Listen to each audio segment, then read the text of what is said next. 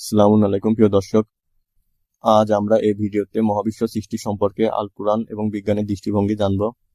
তাহলে আসুন শুরু করা যাক ভিডিও। আল্লাহ পবিত্র আল কুরআনে বলেছেন, আসমান ও জমিন একসঙ্গে ছিল, অতঃপর আমি উভয়কে পৃথক করে দিলাম।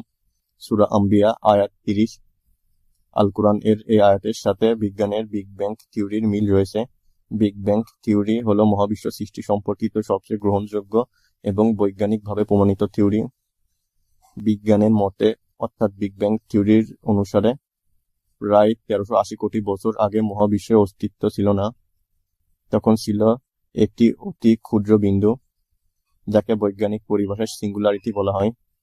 সিঙ্গুলারিটি বিন্দুটির আকার ছিল 10⁻⁻35 সেন্টিমিটার, ওজন ছিল 10⁻53 কেজি পার ঘনমিটার, ঘনত্ব ছিল 5.15 × 10⁻96 কেজি পার ঘনমিটার এবং তাপমাত্রা ছিল 1.4 × 10⁻32 ডিগ্রি সেলসিয়াস।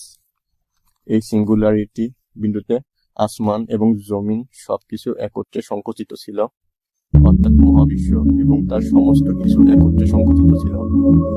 বিগ ব্যাং অর্থাৎ মহাসম্প্রসারণের মাধ্যমে এই সিঙ্গুলারিটি বিন্দু থেকে সম্প্রসারণের মাধ্যমে মহাবিশ্ব সৃষ্টি হয়।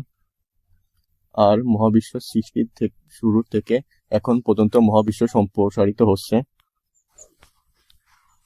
মহাবিশ্ব সম্প্রসারণ সম্পর্কে আল্লাহ পবিত্র আল কুরআনে বলেছেন, আমি আকাশ নির্মাণ করেছি শক্তি দ্বারা এবং আমি অবশ্যই একে সম্প্রসারিত করে যাচ্ছি। সূরা আজ-জারিয়াত আয়াত 47।